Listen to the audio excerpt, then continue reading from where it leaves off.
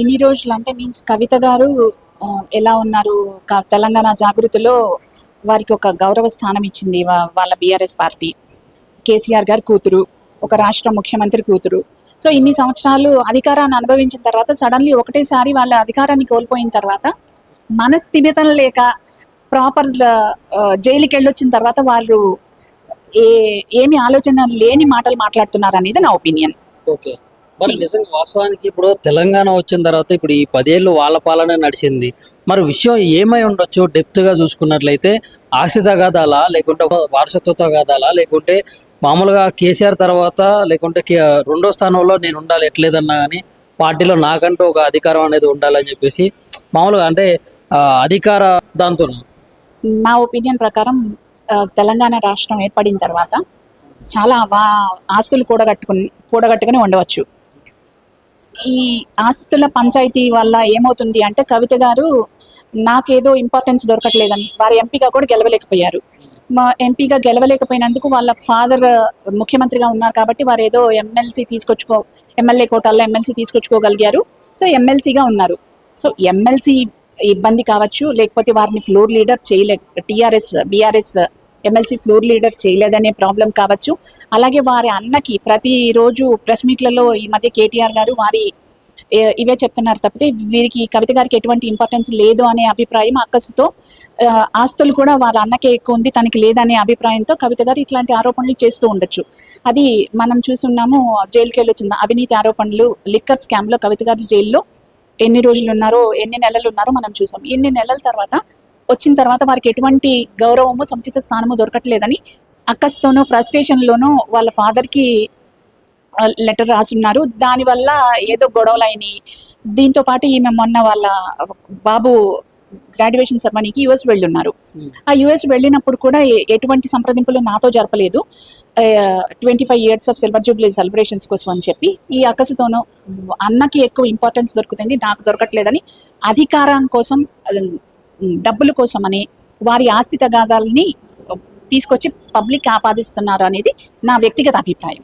Okay. మరి ఇప్పుడు రాజకీయ భవిష్యత్తు ఎలా ఉండబోతుంది కవిత గారిది? మరి తనను రక్షించుకోవడానికే ఇట్లా జాతీయ పార్టీల్లోకి వెళ్ళబోతున్నారు అన్నట్లు కూడా బయట అయితే నడుస్తూ ఉంది. మరి మీరు టీఆర్ఎస్ పార్టీ 2004లో ఆవిర్భవించిన తర్వాత 2004లో కాంగ్రెస్తో కలిసి పోటీ చేసింది. 2009లో మహాకూటమి పేరుతో సిపిఐ, సిపిఎం, తెలుగుదేశం పార్టీ అన్నిటితో కలిపి ఎలక్షన్స్లో పోటీ చేసింది.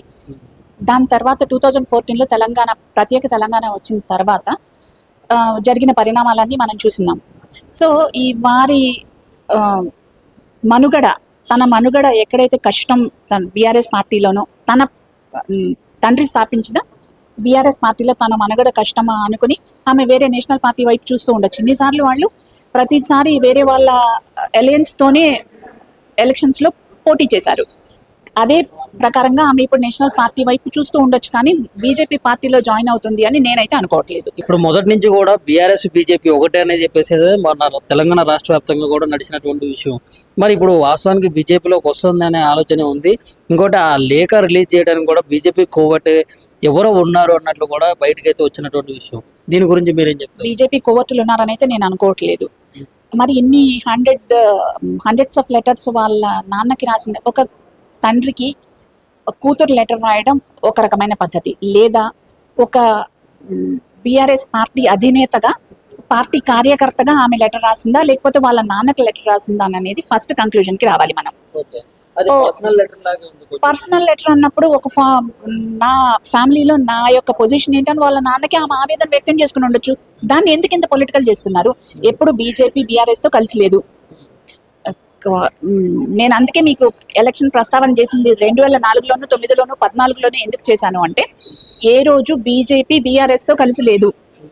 సో ఫ్యూచర్లో వారు వస్తాము అంటే పొలిటికల్ పార్టీగా ఎవరైనా మా పార్టీలో జాయిన్ అవుతానంటే జాయిన్ చేసుకునేదానికి నాకు ఎటువంటి రైట్స్ లేవు. నేషనల్ పార్టీ ఎటువంటి స్టాండ్ తీసుకుంటే మేము ఆ స్టాండ్కి బైండ్ అయి ఉంటాము తప్ప వారు జాయిన్ అవుతారా జాయిన్ అవ్వరా అనే దాన్ని నేను ప్రత్యేకంగా చెప్పాల్సిన అవసరం లేదనేది నా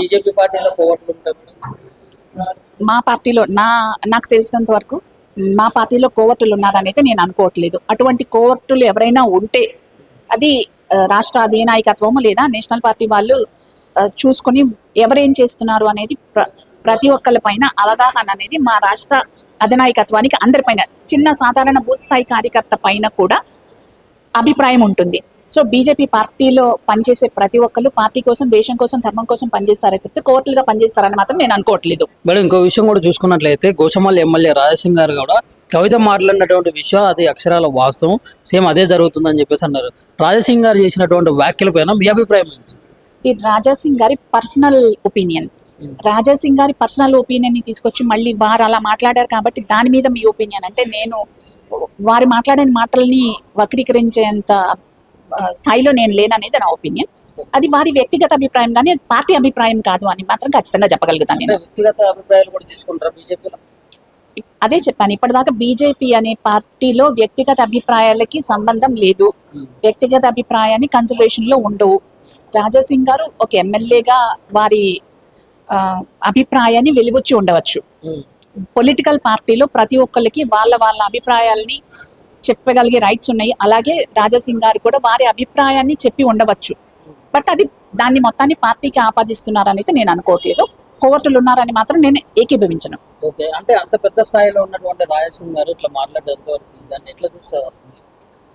అది రాజాసింగ్ గారి విజ్ఞతకే వదిలేస్తాను కానీ దానికోసం నేను కమెంట్ చేసే స్థాయిలో ఉన్నానని నేనైతే అనుకోవట్లేదు. ఓకే, అంటే ఇప్పుడు తెలంగాణ రాష్ట్రంలో మరి బీజేపీ బలపడిపోతుందా? ఇట్లా ఏ రకంగా అంటే గ్రామ స్థాయిలో అయితే అంత పొట్ట అయితే లేదు, గ్రామ స్థాయి నుంచి తీసుకొస్తేనే పార్టీకి బలం చేకూరే అవకాశం అయితే ఉంది.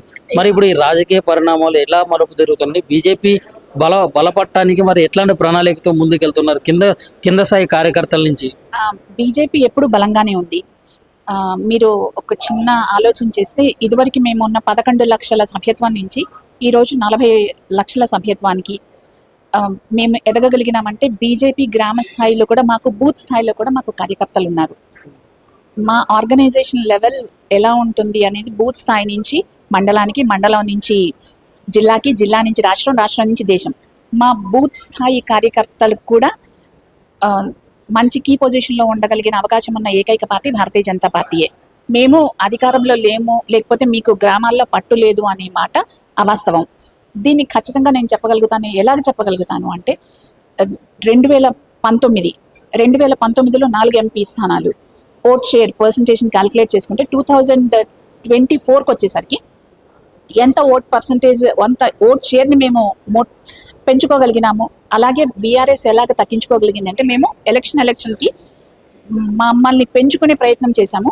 అలాగే పబ్లిక్కి ఉపయోగపడే కార్యక్రమాలు చేసి, పబ్లిక్ రీచ్ అయ్యే ప్రయత్నం చేసి, ప్రజలతో వాళ్ళ మనసు గెలుచుకునే పనిలో ఈ 8 ఎంపీలు గెలుచుకుని ఉన్నాము. అందుకే బీఆర్ఎస్కి ఒక్క ఎంపీని కూడా ఇవ్వలేదు. తెలంగాణ ప్రజలు బీఆర్ఎస్ పార్టీని నమ్మలేదు కాబట్టి ఒక్క ఎంపీని కూడా వాళ్ళకి ఇవ్వలేదు. మా 4 ఎంపీలు కాస్త 8 ఎంపీలు అయ్యాయి అంటే ప్రజలు మమ్మల్ని, నరేంద్ర మోదీ గారి పాలనని నమ్మినందువల్లనే మాకు ఇంత అధికారాన్ని కట్టబెట్టారనేది మాత్రం ఖచ్చితంగా నేను చెప్పగలను. గ్రామ స్థాయిలో ఈరోజు మా 6 హామీలని ఇచ్చిన 6 హామీలని ప్రకటించిన కాంగ్రెస్ అవి ఫుల్ఫిల్ చేయటంలో విఫలమైంది. అలాగే 10 సంవత్సరాల పరిపాలనలో, బీఆర్ఎస్ పరిపాలనలో తెలంగాణ ప్రజలు విసిగిపోయి ఉన్నారు. సో ఇప్పుడు బీజేపీ అనేది వారికి చాలా ఆశాజ్యోతిగా కనిపిస్తుంది. కాబట్టి ఖచ్చితంగా గ్రామ స్థాయి నుంచి మా క్యాడర్ని పెంచుకుంటూ, అలాగే మేము కూడా అధికారంలోకి వచ్చేదానికి ప్రయత్నం చేస్తాం. తప్పేం లేదు కదా, బీయింగ్ ఏ పొలిటికల్ పార్టీ అధికారంలోకి రావడానికి ప్రజా సంక్షేమం కోసమే ప్రయత్నం చేస్తాము. ఆ ప్రజా సంక్షేమంలో మేము నెక్స్ట్ తెలంగాణలో బీజేపీ గవర్నమెంట్ని ఫామ్ చేస్తుంది. మీకు ఈరోజు డేట్ గుర్తుపెట్టుకోండి, నెక్స్ట్ అసెంబ్లీ ఎలక్షన్స్లో బీజేపీ తెలంగాణ అధికారంలోకి వస్తుంది.